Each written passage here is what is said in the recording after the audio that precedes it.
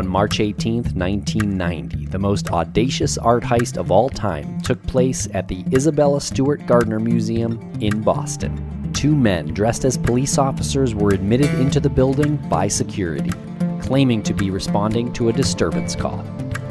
In 81 minutes, 13 pieces of art were stolen. Among the portraits, stripped from their frames, were works by Vermeer, Degas, and Rembrandt. Estimated at $500 million, the heist has been categorized as the largest and most frustrating of all time. Theories of their whereabouts and those who perpetrated the crime are abundant. In this podcast series, we will dig as deep as possible into the case, the theories, and the social and economic impact the greatest unsolved art heist of all time had on the community. This is Empty Frames.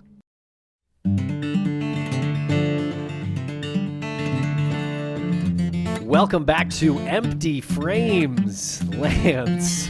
It's been a while. How are you today? Whoa, yeah.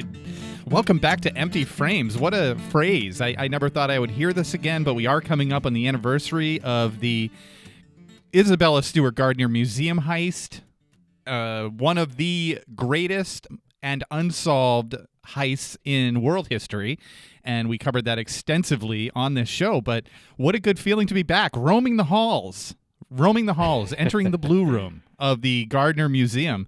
Tim, how are you today? How are you feeling as we shuffle around this fine establishment?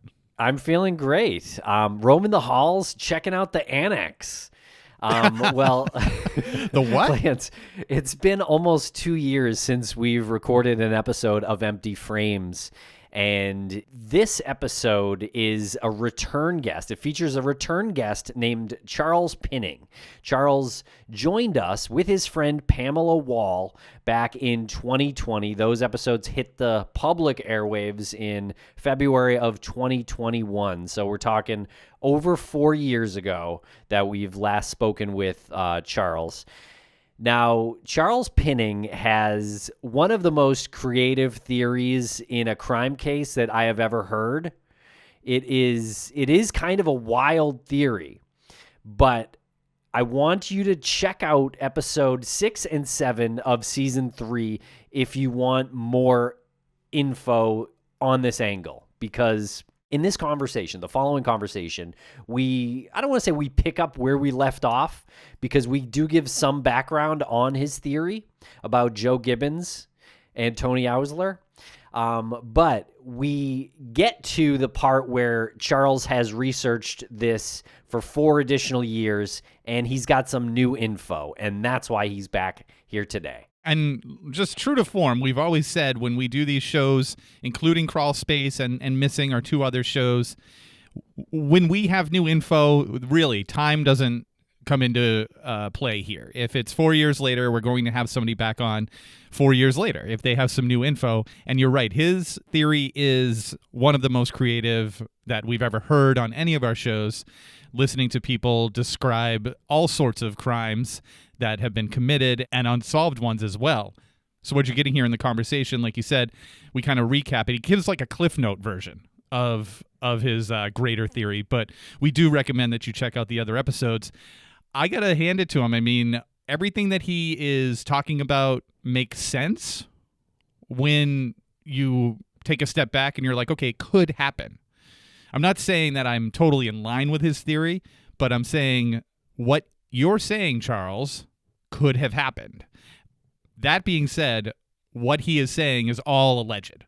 So just take that. We need to put that out there, lay that on real thick. He is weaving in how he perceives people would have behaved based on their described behavior in the newspaper and media, on Empty Frames. I mean, just like how people typically would behave, whether they're in organized crime or they're a 20-something-year-old security guard just trying to make ends meet. So it's all sort of perception that he's bringing into his theory and saying, well, of course they would do this because they're organized crime, or of course they would do this because they're avant-garde filmmakers. So none of this is actually like documented other than what he's come up with.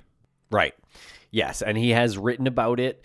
That was shared in the previous episodes on this podcast feed. He's also written a book called Irreplaceable that is a fictional account of the Gardner robbery that Sybil Shepherd couldn't put down, Lance. I don't know if you recall, but yes, she does give a quote for Charles's book. Yes, I hadn't thought about that in a while, so thank you for reminding me. She's a big reader. I mean, honestly, Charles Pinning, he's quite an artist. I gotta say, like, he is quite a creative guy to have concocted this idea. So, all right, without further ado, Lance, let's play the conversation with Charles Pinning, and we are going to return for final thoughts after the conversation. So I'll hold my own opinion until final thoughts rolls around. So yes, cool. Stand by, listen to the conversation. Your thoughts are probably going to be somewhat in line with our thoughts at the end of the episode. Okay, check out Charles's book, Irreplaceable. There's a link in the show notes. Make sure to go back and listen to the other episodes of Empty Frames. In fact, start at the beginning if this is the first episode you've heard. Might as well. It's a wonderful series. All right, we're going to break real quick for commercial, and we will be back with Charles Pinning.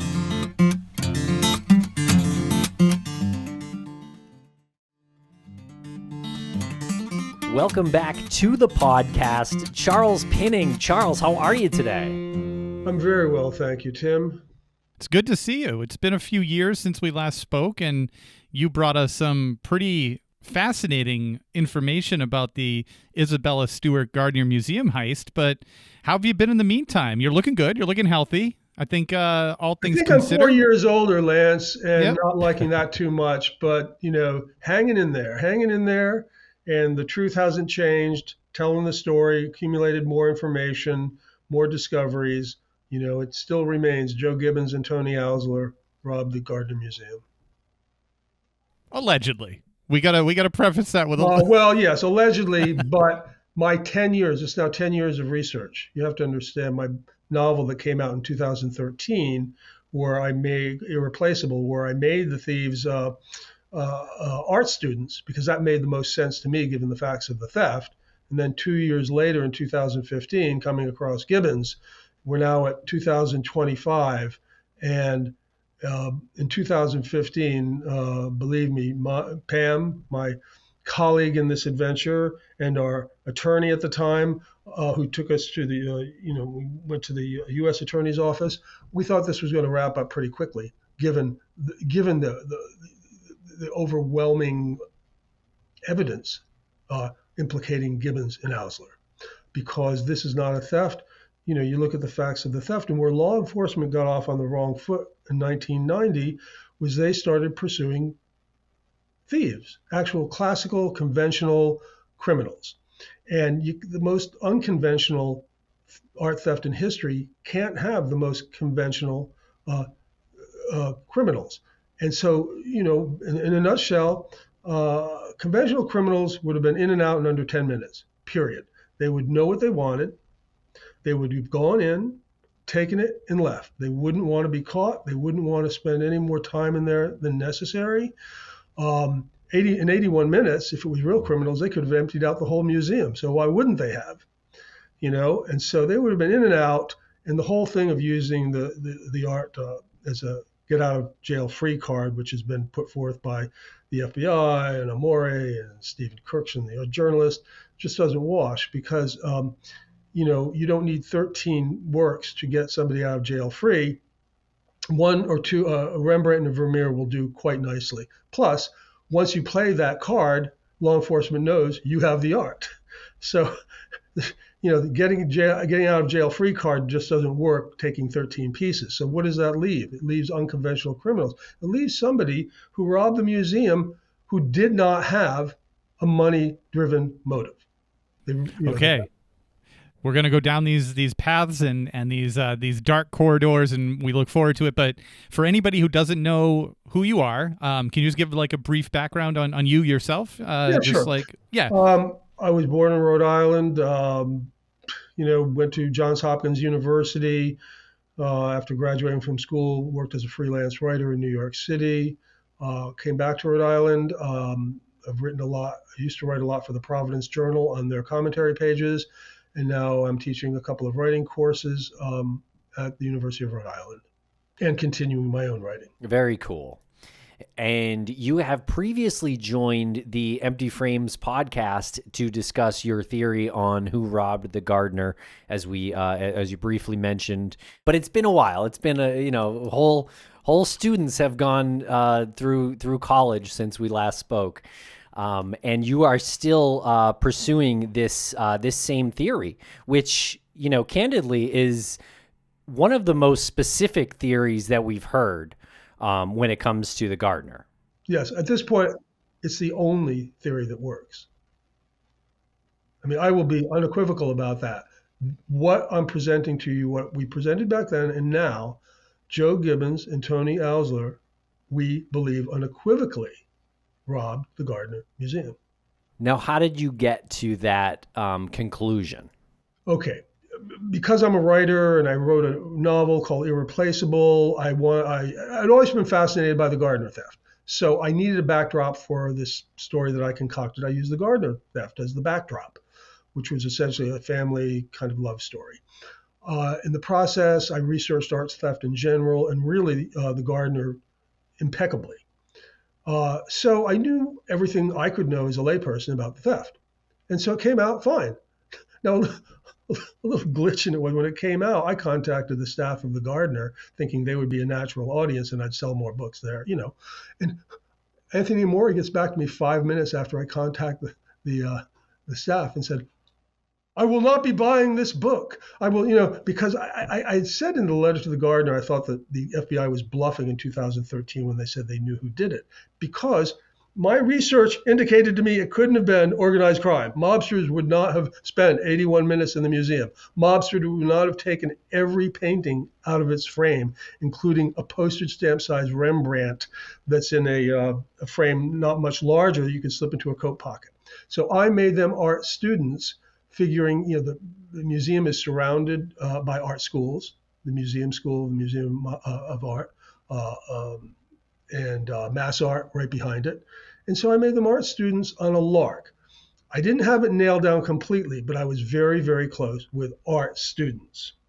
And then 2 years later, I'm writing an op-ed for the Providence Journal and thinking this is going to be my swan song. I couldn't get there. I said to Pam, I cannot work on this anymore. I'm done with the Gardner.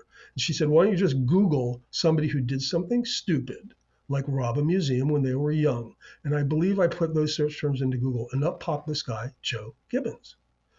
And it turned out he had robbed a museum in 1977 from the Oakland Museum in Oakland, California. Okay, and so, wow, it's a newspaper article of all places of the Providence Journal because he just robbed a bank there in the year before. And so I drill into this guy, Joe Gibbons. I find a little clip from a longer movie on YouTube of him in a guard uniform, rent a guard uniform. And he looks just exactly like one of, the sketch of one of the Gardner thieves. And then it's a short clip from something called Confessions of a Sociopath, a movie that he made. So I went to Vimeo, I watched that, I was able to download it, took it to Pam. She looked at it and was like, this is wow. And so then we take it to her, her uncle, who at that time, her cousin, who at that time was head of corrections at Rhode Island, in charge of the prison system. We hooked up with an attorney in Boston and we were off to the races. This person, Joe Gibbons, was a dead ringer for one of the thieves in every aspect, facial, height, age, every aspect of the thieves that the guards gave to the law enforcement after the theft. Gibbons was a dead ringer for one of them. And then it turned out he had this roommate at the time in Jamaica Plain, Tony Alsler, who was also a quote unquote experimental filmmaker. They were both experimental filmmakers. And Alsler was a dead ringer for the other guy in terms of age, build, the whole bit. And so suddenly we have these two guys and it all makes sense. These are filmmakers. They have Gibbons, when he robbed the Oakland Museum in 1977, had a publicly declared manifesto in the Berkeley Barb that he had it in for art curators. He added in, these guys are anti the status quo. Okay. And so he robbed the Oakland Museum thinking, hey, the frames are what's important, not the painting. Okay. The painting's a subjective bunch of, paint and whatnot, but a frame has to be built and has an actual value. Well, wow. What do you know? All of the frames in the Gardner theft had been left behind. So in a sense, in their convoluted way of thinking, or in their way of thinking, they had left behind what is truly valuable and took that which had a lesser value. So they were making a statement, an ideological statement. And this suddenly made perfect sense because the art had never been returned. It had never been recovered. It had never surfaced after the theft. So here we were 25 years later in 2015, and we had two people who lived in Jamaica Plain at the time of the theft. One had already robbed a museum. They fit the descriptions of the guard in every aspect, and they had a motive for taking the art. And so it was like ding, ding, ding, ding, ding. And so that's where we were in 2015, and we started bringing our information to law enforcement. Real quick, why would the statement be, if they were trying to make a statement about the paintings being worthless, why wouldn't they leave the paintings and take the frames? To put a hurt on the museum. I mean, you're talking about someone who has, some people who have, there are some contradictions in their thinking. I mean, let's face it, to rob a museum is a pretty, well, how do you characterize it? I mean, it's a pretty ballsy, pretty out there thing to do. I mean, it's a real transgression, okay? And I think the way I phrased it in one of my reports was, without proof, the FBI has long claimed the thieves were organized crime figures. However, an enlightened analysis of the evidence reveals that the criminals were actually artists, filmmakers to be precise, who recorded the theft as an act of transgressive performance art, motivated by contempt for authority and the status quo. The art was stolen without any intent to sell it, return it, or exchange it for any purpose. Now, what response did you get from law enforcement when you brought this information to them? When we met with Robert Fisher, who was the assistant U.S. attorney who had been running the case from the U.S. Attorney's Office in Boston, and he'd been running it from 2010 until he left in 2016, we met with him 3 times, and his response was very interesting. He listened to us carefully, and he said to Pam and me, I am the only person in law enforcement willing to concede that this might not have been a money-driven theft.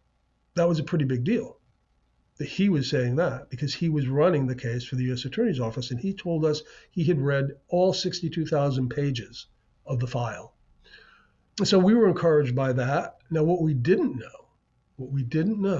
we found out later, our journey in this has been a painful one of increments, because we're not law enforcement, so we've learned as we've gone along. Fisher was the U.S. attorney who released that night before videotape. Remember of Abbott, the guard Abbott, letting in someone into the museum the night before the theft at around the same time that the theft occurred 24 hours later. He released that because he didn't know who it was, and Fisher thought maybe that would reveal something about who robbed the museum. Well, before he did so, the FBI begged him not to. Please don't reveal that because it makes it look like we missed this piece of evidence, which they had. We missed this evidence. It makes us look like we were somewhat negligent in our investigation. And Fisher, he decided to release it anyway. Well, that was the death knell for him. Because what we later came to understand, the way it works in the Department of Justice is this. The department, the U.S. Attorney's Office is a building full of lawyers. Okay, they're the prosecutorial arm of the Department of Justice. The investigative arm is the FBI. They're the hitters. They're the ones with the guns. They're the ones who put their hands on people. The U.S. Attorney's Office cannot proceed in any kind of investigation without the compliance and help of the FBI to do the actual investigation. So after Fisher crossed the FBI with that little number of putting out the tape, he was dead to them. He could go pound sand. If he asked them to do anything, they weren't going to do anything for him. You don't cross the FBI. And we learned early on, the FBI, according to our attorney, owns, he said, the FBI owns this case. Wow, that's, coming from where we were at the beginning, that's a big, they own it. They own this case. And Fisher had crossed the FBI, and you don't do that. And he paid the price. And so early in 2016, he shuffled off to Kokomo. He went into the private sector and is now at Nixon Peabody. And every now and then weighs in. I think he weighed in on the Netflix thing and stuff. But he, he believed it could have been an ideological, money-driven theft. He did not chase us out of his office. In fact, we went back there 2 more times before he left. So you said that the FBI told him, don't put it out there because it makes it look like we have neglected some part of the evidence here. Who said that at the FBI? I'm assuming, now this is an assumption on my part, it was probably Jeff Kelly, the person who was running the case for the FBI. Jeff Kelly ran the case for the FBI from 2002 until his retirement in 2024. Okay, that's 22 years. So I'm assuming that he's the one that was, since he was running it for the FBI, I assume that he was the person, who said that, because they'd missed it. The FBI had missed this piece of evidence, and they thought it made them look bad. And what we learned, again, incrementally over time, the FBI has a thin skin. Job one is do not mess up. That was the end of Fisher. You don't cross the FBI. Did you approach Joe Gibbons and Tony Ausler with this information? Yep. In 2017, not being spurned by, because when Fisher left, he was succeeded by a guy named John T. O'Neill, who had no interest in the theft whatsoever.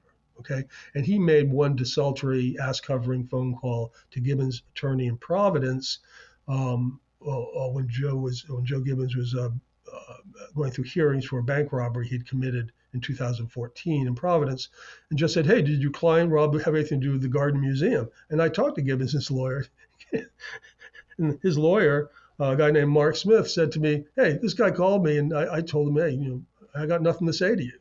Ask Gibbons. I'm not going to talk to you about this."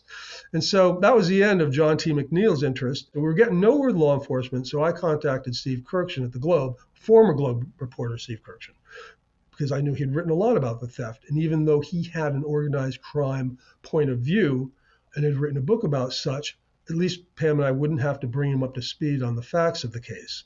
And so he came down to Providence and met with us about 10 or 12 times at Pam's apartment. And then Steve and I drove down to New York and we looked up Gibbons. And we went and we talked to him and he denied it. And when I said, "Joe, I think you're involved in the Gardner Museum theft," he said, "No, I was in France at the time, but I lost my passport, so I can't prove it." So he denied it.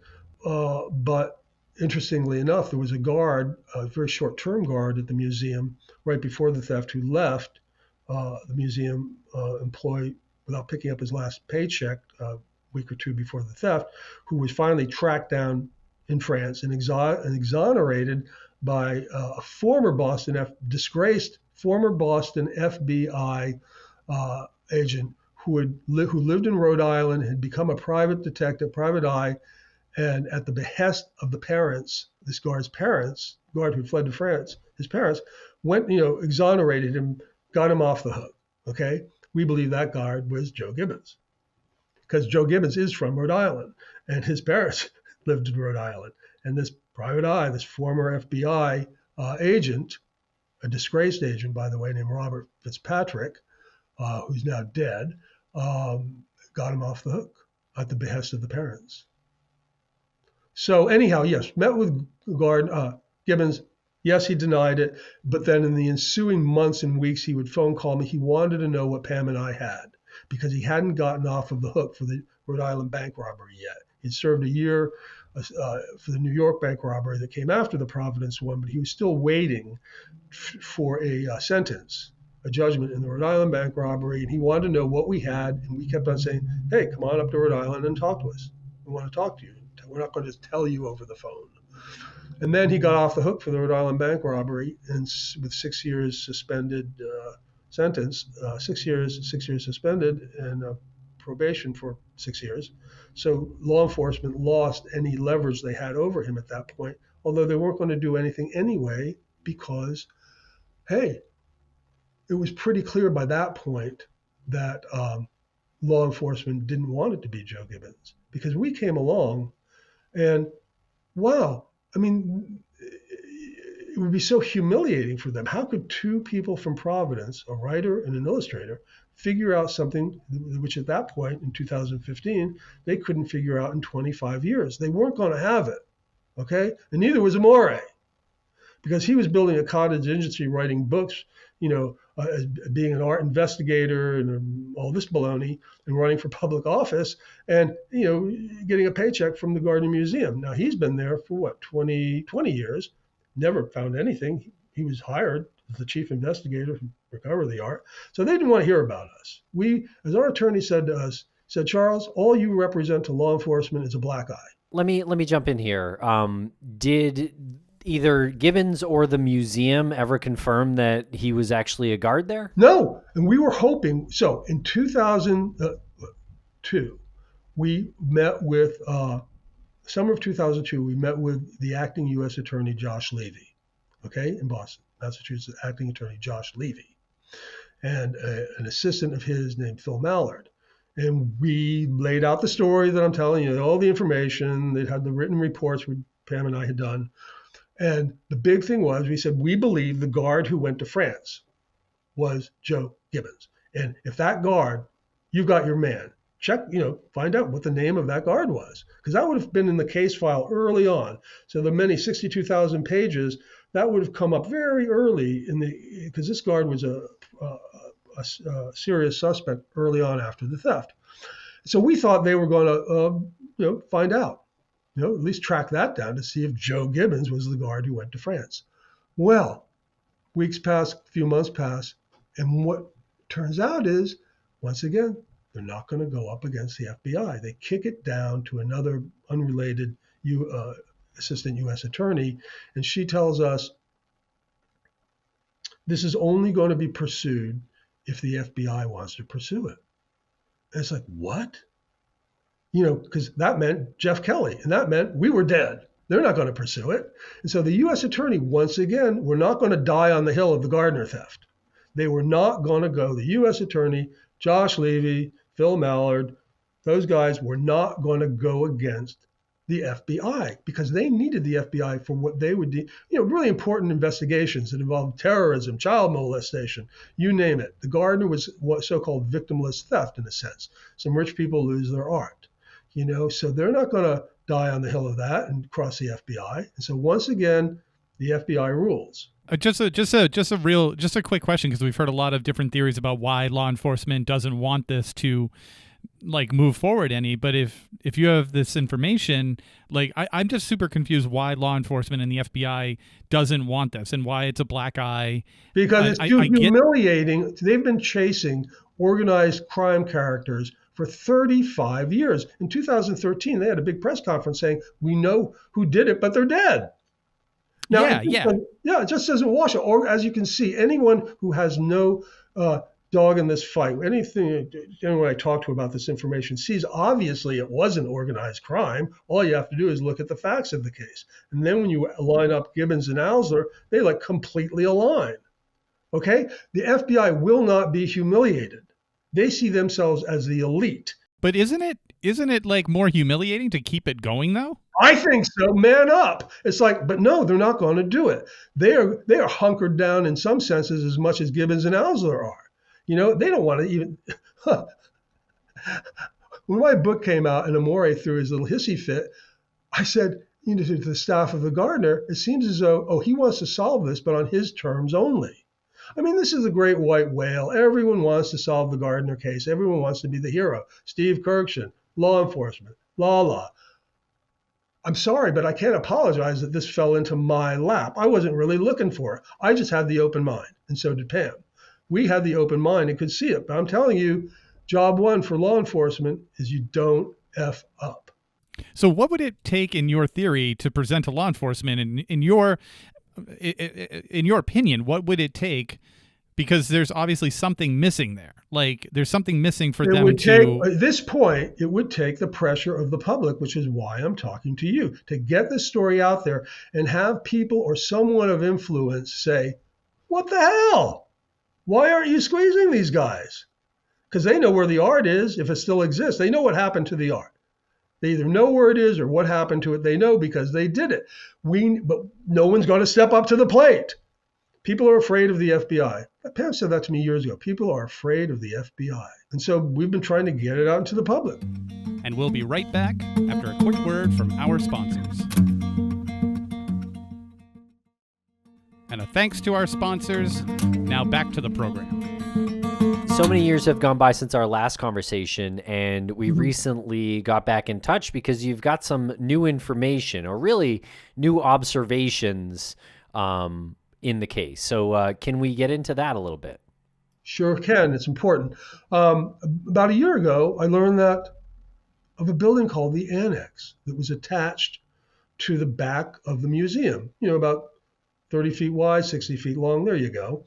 Okay, that building was built in 1933 and demolished in 2011, when they demolished the carriage house and also to make way for the big glassy addition that they made. So there's the front of the Annex on Palace Road, and that's the door that the thieves entered. Okay, so it butts right up against the back of the museum. It has 3 floors, but there you go. The third floor, a little staircase up to it, just a little attic space. But the first 2 floors are where the action are, and that's from the courtyard inside. That's the Annex butting up against, the Dutch room. As a matter, the second floor of the Annex butts up against the Dutch room. Now, the Annex was serviced only by an elevator. Okay, so on the first floor you had the guard station, and then you walk in, and you could go to the left and enter the museum proper. But to the right, there was a freight elevator that went up to the second floor. No staircase, just the freight elevator that would go to the second floor. And that on the second floor was a conservation lab. But the very interesting thing about this conservation lab is it had double doors that opened into the Dutch room just behind the secret panel, that the hinged panel that Storm on the Sea of Galilee hung. And so you could go from the conservation lab directly into the Dutch room by opening those double doors and then opening the panel. Okay, but on the night of and no one would have known about this stuff unless they had worked at the museum. Organized crime never would have known. Organized crime, whoever robbed the museum obviously entered into that Annex door, but thieves would have just made a quick left and gone right into the museum. Only an employee would have known about this second floor and the double doors that lead behind the panel into the Dutch room. And once again, enter the guard who'd worked there only for a couple of months and then failed a polygraph, ran out of the room, and disappeared to France, and was then exonerated by this disgraced FBI agent turned private detective hired by the guard's family. So this is the deal with the Annex. It's a direct line into the Dutch room. Oh, and the other thing about the Annex, no motion detectors. Okay, the front door had an alarm on it, go in and out, but the inside of the Annex had no motion detectors. So when you're in the Annex, you're off the radar. And this happened, and this has befuddled law enforcement in Amore.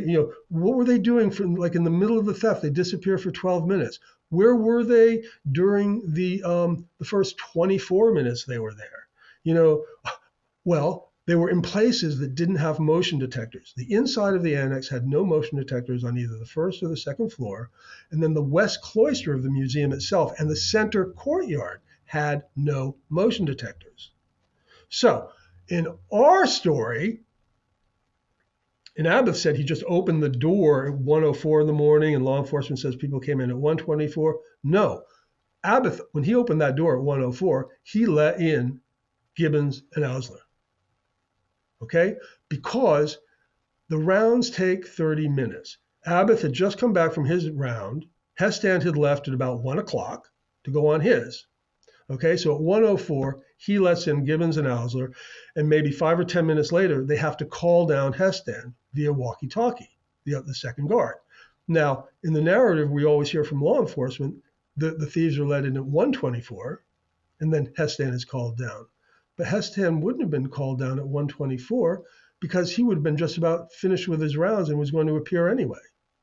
Whereas if the thieves were let in at 1:04, Hestan had just begun his rounds. So he was probably up on the 3rd or 4th floor coming down. He would have had to be called down because there was all this time to pass before 1:30 approximately when he would get back to the guard station.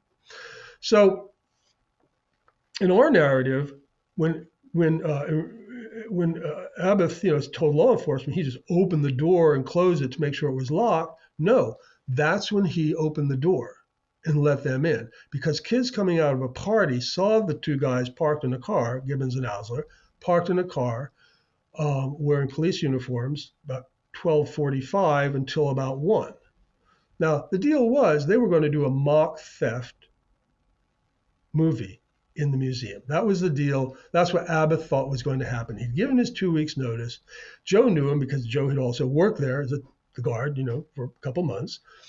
He said, look, my friends and I would like to shoot a mock theft movie. And Abbott, of course, he'd given his 2 weeks notice. He'd had friends in there before. He thought, that sounds like a lot of fun. Okay. So that's what he thinks. So on his round, before he let them in, that's when he took the Manet off of the Blue Room wall. And that was going to be the prop. Just to be clear, this part is your idea of what might have happened. Correct. This is me putting together the pieces of what happened based upon and sticking to, by the way, the security log of the museum of when, motion was detected, wasn't detected, when doors opened, when doors didn't. So I'm using the museum's security log information to understand what happened for sure, and then what likely happened, given the fact that this was not Goombas who robbed the museum. Rather, this was a performance for ideological reasons. And I don't think one can escape that. You did say that the annex did not have any motion detectors. Where does that information come from? I spoke to a guard who worked there, who, years ago, and worked there and was a supervisory kind of guard at the time. And I had not known the annex existed. You didn't know it existed. Think of all the time you guys have spent talking to people. Think of all the time Pam and I put into investigating this. And it wasn't until 9 years later that I learned about the annex. I mean, that's just shocking that here's this building that plays a pivotal role in the theft. The reason being law enforcement and Amore never talk about the annex because they damn well knew that that's how the guards gained entrance to the museum proper. But it doesn't work with their organized crime theory. In fact, it just erodes it. So because, this annex with no motion detectors and all that, they can't understand, it doesn't work with their organized crime theory. They just shoved it aside. As they in fact actually ignored many of the facts of the robbery, like the 81 minutes, and even Fisher, the U.S. assistant U.S. attorney I referenced earlier, who was on it for 5 years. Even Robert Fisher said that he didn't believe it was organized crime anymore. He no longer believed it was organized crime. He didn't think they would ever. He took this from our information to him. They would never take unscrew the frame of a little Rembrandt etching to just take, you would just put the frame and all right in your coat pocket. You wouldn't do that. And also all the time wouldn't have passed, and he said this to his alumni magazine, BU Law School interview, that around 2020, that organized crime wouldn't have gone all this time without trying to cash in. I mean, they would have gone for the reward. Somebody would have spoken, but organized crime couldn't because they didn't know anything about it. It wasn't organized crime. So they're hunting around trying to figure out how they can scam some bucks or who did it. But the people who did it were so far off of the organized, Gibbons and Alzer are from another world. They're not organized crime. They weren't on anyone's radar. So have you had any more contact with Gibbons? No. After Gibbons received, for the Rhode Island bank robbery, after he got off the hook, no jail time, 6 years suspended sentence, 6 years probation. That was it. And plus he had a wife, and boy, she was hawking him like crazy because she didn't want him to talk to us because, every time Joe, who's a pretty loquacious guy, likes to talk, typically, he would always risk incriminating himself. And so she reined him in sharply. So once he basically got off the hook from Rhode Island, that ended our conversations. What about Abbott? Why wouldn't he go to the police and say what happened and say, like, listen, protect me? he'd go to jail give you all because this he'd info. let them in. He'd taken the man A off the wall, so he'd already taken the man A out of the blue room. He'd let them in. But they wouldn't know that he took the man off the wall, right? Who wouldn't? If he went to law enforcement, how wouldn't Well, he be because able to it's one explain? of those things they knew, but they couldn't prove it. In other words, Abbas' footfalls on his round before he buzzed in the thieves were the only footfalls in the blue room that entire night. And Right. all of the security systems were shown to be working properly. So it's the kind of thing like, gee, I didn't see you break the window, Lance, but you were the only person in the yard with a rock. Of course you broke the window. I didn't see you throw the rock. How about that? Prove it. Yeah, prove it. Prove it, Charles. Yeah, I prove didn't it. break any window. Right. That's right. You didn't break any windows. So Abbott, law enforcement knows. Oh, and Fisher said to us, by the way, when we met with him in 2015, one of the things he said to Pam and me was, I insist on anything that you develop, I insist that Abbott is involved.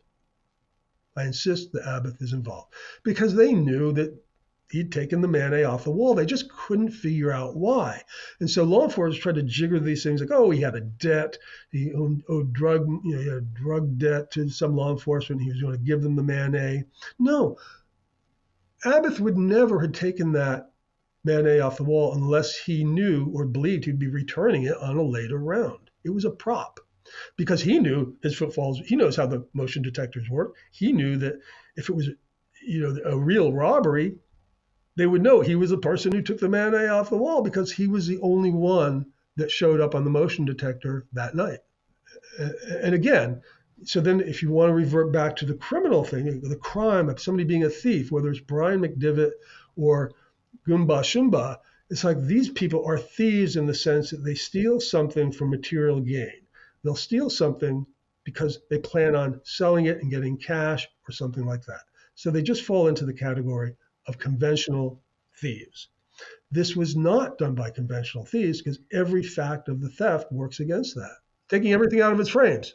Who's going to do that? Come on. Except somebody who's trying to make a point. And somebody who's already stated years before that the frames are what's important and, the art is just paint on canvas. They came into the annex, they went up, they tried to get into the Dutch room. It was latched from the other side because obviously you can't have that panel suddenly opening up to the public, in the middle of the day when the people are coming in. So Alzer and Gibbons run around, come up the stairs and enter the Dutch room according to that time, because they've been off the radar, the 148 that law enforcement says, and then they unlatch it so they can open it.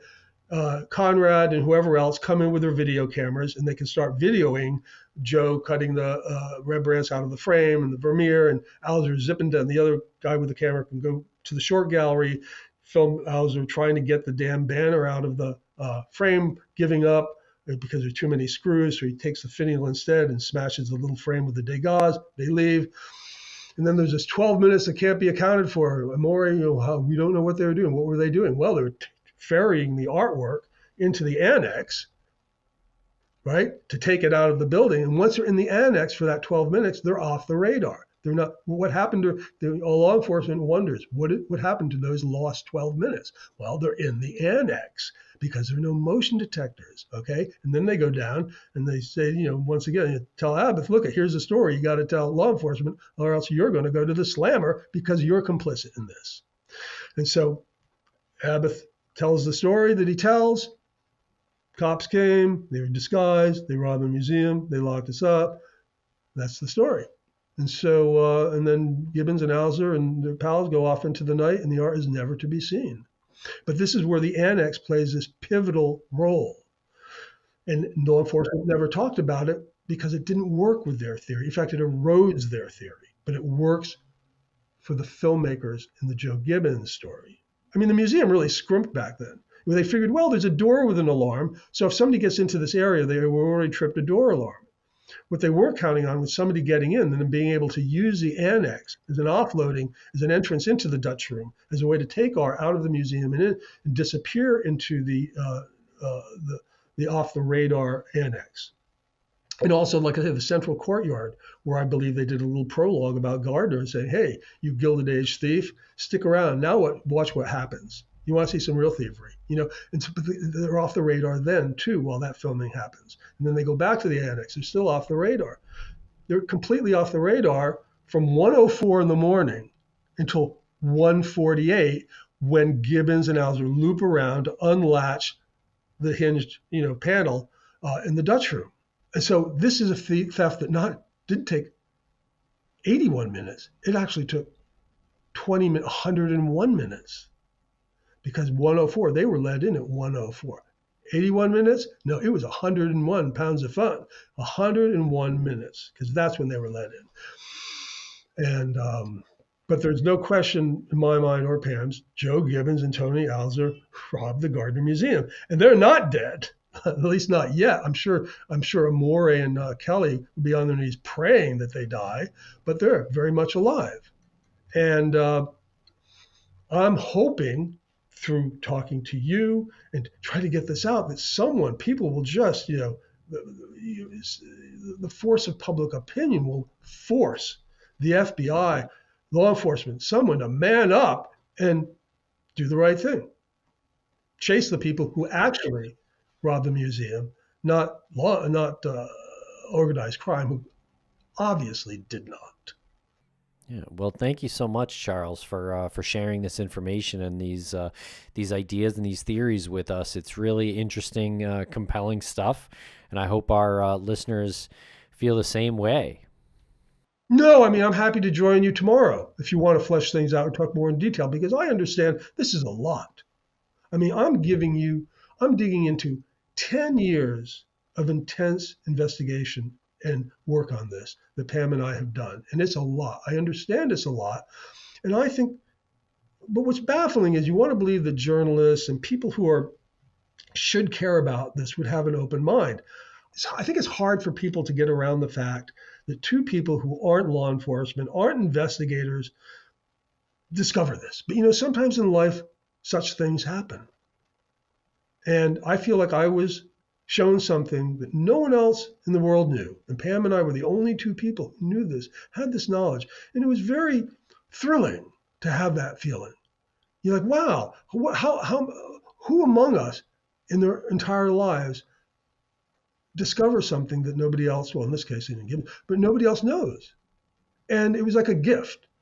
And but sometimes Pam and I think it was, an albatross, a curse. But no, it was a gift. And I am not going to allow myself to be bullied by people like Jeff Kelly and Anthony Amore, who are just simply wrong. It's like, come on, man up, do the right thing.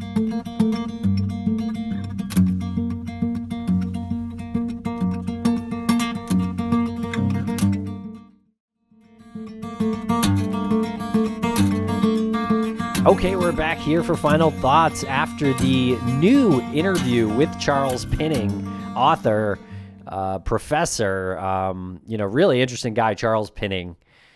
And Lance, what's your first takeaway here? Well, my first takeaway is just how committed he is to it. And I look at that with a lot of admiration, that you can have something that you're so deeply invested in. And this is a theory that he is deeply invested in. He is almost, I don't want to say can't see the forest for the trees invested in this theory, but it does kind of feel like that at times. And I'm totally happy to have this conversation with him as well. And we kind of almost did during the conversation that everybody just heard, because one thing that I just want to pin down, and pun definitely intended on that one, is where information is coming from.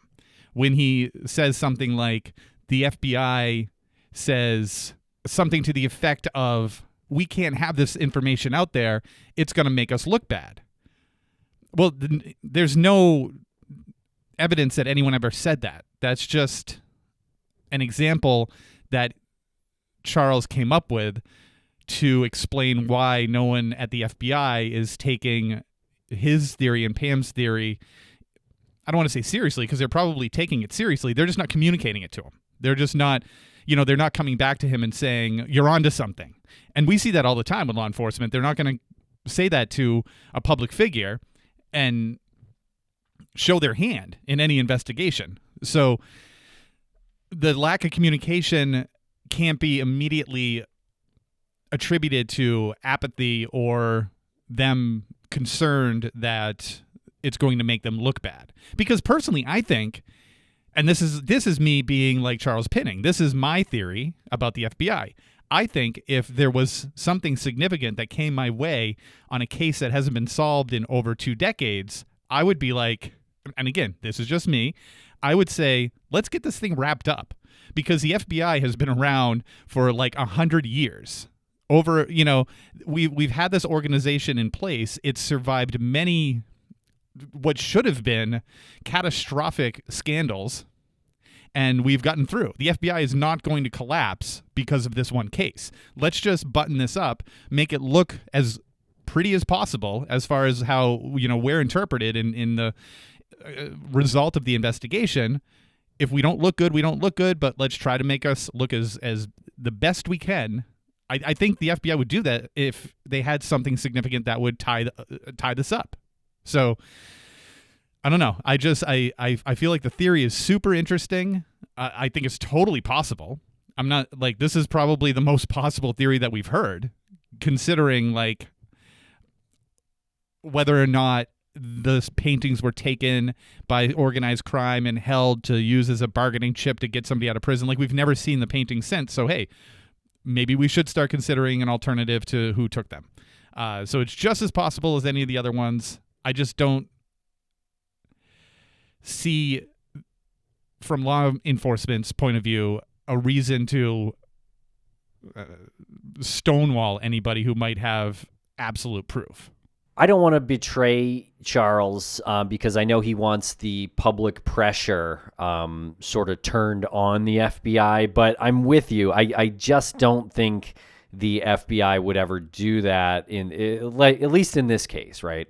Because there are new agents that come into this, and like obviously a younger person wouldn't be affected by the old guard and would want to make their name in law enforcement. You're right. So, yeah, I just can't buy that they think he's right and they won't pursue it because of the embarrassment factor. That's not a possibility in my head. But again, I don't want to betray Charles because he, is giving us this information and has been gracious enough to speak with us on the air. And frankly, there's a lot of interesting information in there. Like the part about the annex, I will say I had never heard of that.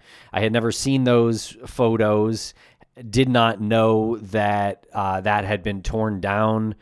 In all the years we had been looking into this case, I had never seen that. The fact that, Charles says that there are no motion detectors in there, and that could very well be why there are moments or minutes missing on the motion detectors that we went over years ago on in Empty Frame Season 1, I believe. So that is a really good theory as to why those minutes are missing. And he could very well be right about that. And I feel like maybe he is, he's very, very good chance he's right about that. I'm with you on that. The annex was a brand new thing to me. So kudos to Charles for bringing that to our attention. And it does make sense. And looking at the old pictures of the museum, it just never occurred to me that little building was anything. I mean, after seeing it, it's like, oh, that's what that is. Like, I just never realized that there was a doorway that led in, and, you can access the building through there. No motion detectors, which he says was confirmed. I was happy about that. He says that he spoke with somebody who told him, it was a previous security guard, I believe he said, told him that there were no motion detectors in that annex. Yeah, I mean that's a really good theory, I would say, but to say that organized crime couldn't have done this is incorrect because I think by nature of the crime, it's organized crime. There's more than one person. It's, Right. it's an organized it's a crime that was organized. Yeah, and by multiple people, So now that's kind of a cop out. I know he's talking about like thugs or like mafia type, like gangster types, right? But again, I don't think you can really say that because there was also renovations that had been done, and we spoke with Marge Gallus, who is a former employee at the Gardner, who mentioned people. Actually, one guy. I mean, it was an amazing interview with her. She mentioned one person locked himself in the security office, and this was like I want to say months before the heist. So it's not a fact that whoever robbed the museum wouldn't have been aware of that annex or the entrance to the Blue Room. It's totally possible that someone who worked on the renovation would have been. Another thing that didn't occur to me until after the conversation was Charles said that the famous sketches of the likeness that were released to the public of the thieves bared a spitting image resemblance to Osler and Gibbons, right? But who gave that description to law enforcement? That's a good point because it's Abbott and Right. Randy And Halstead, yeah. And Charles is sort of, I guess, rolling in Abbott to the theory, right? So Abbott had some knowledge of what was going to happen. He knew Gibbons or whatnot in Charles's theory. So if they gave that description, why would they give spitting image descriptions of these individuals if they were part of it? Why wouldn't they give completely different descriptions of the robbers unless they were thinking maybe their likeness was caught on camera and they needed to at least be close to the images of these people? I don't know, but it seems weird. I also think and I tried to get this out of Charles when we were talking to him, why would Abbott not come clean later on?